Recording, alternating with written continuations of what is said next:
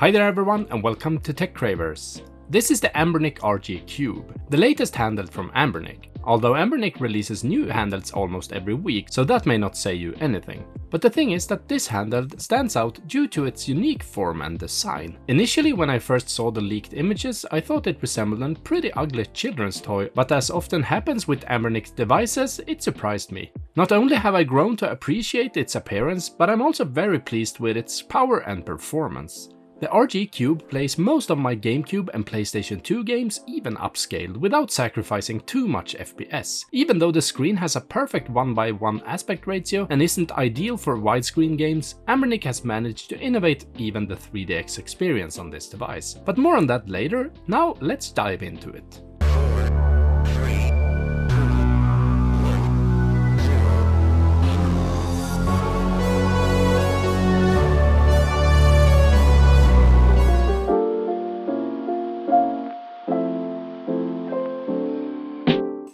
The unboxing experience is exactly the same as with any other Anbernic device from the past year or two. We get a white box with the device's outline painted on the lid. And inside we find the handheld itself, a screen protector, which by the way is still a very much appreciated inclusion. We get a quick start guide to get you going, and a USB-C charging cable. But the most interesting part inside the box is, of course, the handheld itself. I opted for the beige white version with rainbow buttons, and I absolutely love this color combo. Since I'm from Sweden, these colors remind me of the European SNES console, which always strike a nostalgic chord with me. But it's not just visually appealing, but it also feels great in hand, with a solid build quality that Anbernic has actually been delivering on all their handhelds lately.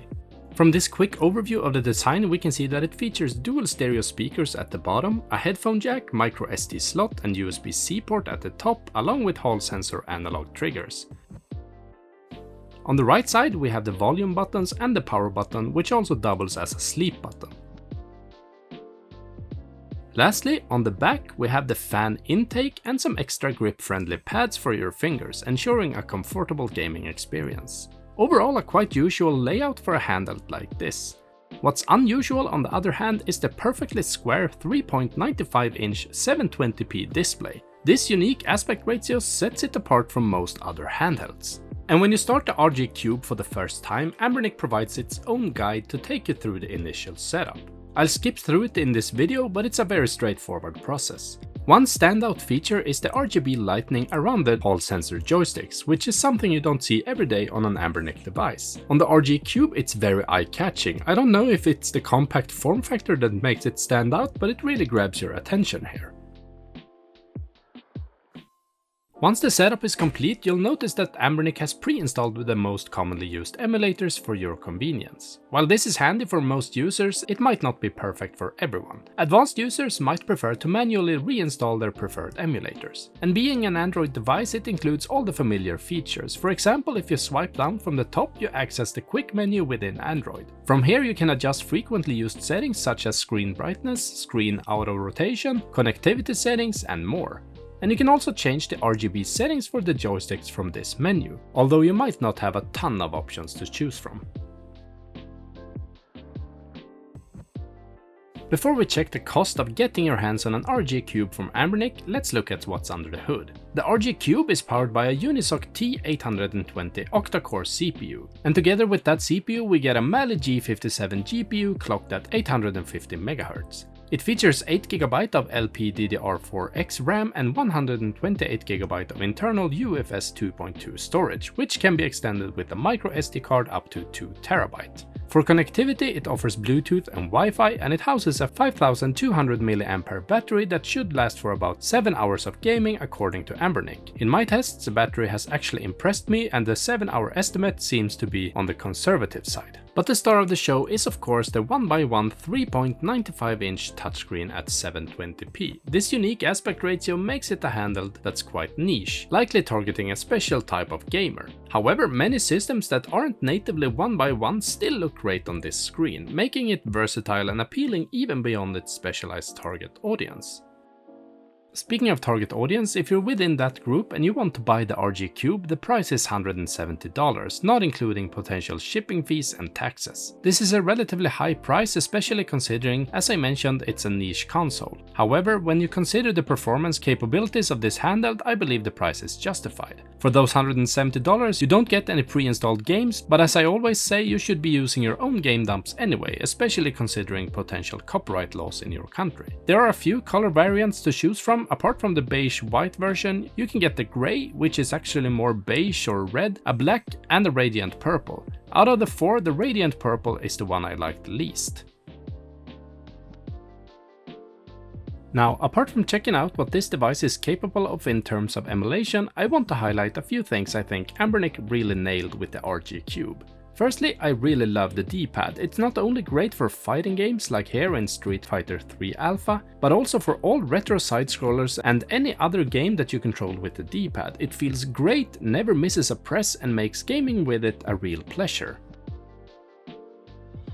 Another thing I really love is how Anbernic has set up the 3DS emulator Citra for us.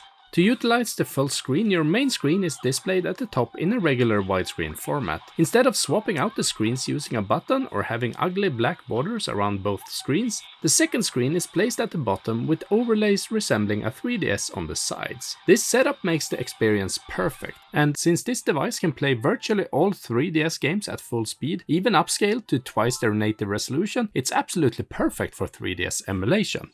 Actually, I need to take that back a bit. It's not entirely perfect at the moment because the gyro function in Citra doesn't work optimally. In fact, it doesn't work at all. When I try to use it in a game that supports it, the screen goes haywire and moves all over the place. Hopefully this is something that Anbernic can fix in a future update. That is, if Anbernic even decides to update the RG Cube, of course.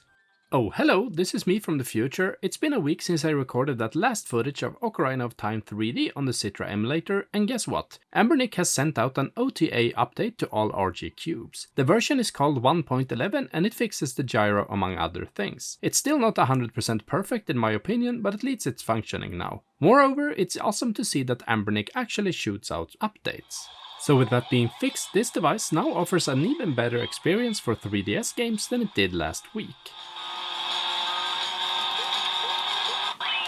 Another system that I've really enjoyed playing on the RG Cube over the past few weeks is the Gamecube. This device can handle most of the games upscaled to twice the native resolution with minimal tweaks. Sometimes I've had to switch between the Vulkan and OpenGL renderers depending on which gives the best performance for that specific game, but that's basically it. For some particularly challenging games to emulate from that era, like F-Zero, I dropped the resolution to the native setting. Even then it suffers from a few stutters here and there, but it's still totally playable. But that's all I've done to the settings in F-Zero though, and it feels like more can be tweaked to achieve full speed. Feel free to drop a comment down below if you manage to get it to run at full speed on your device. And I was very happy to see how well some PlayStation 2 games run on the RG Cube. However, my excitement about its power quickly turned into disappointment over how unnatural PS2 games feel on a 1x1 screen. Text and details become very small in this format, and even though the performance is there, I probably won't be playing many PlayStation 2 games on my RG Cube.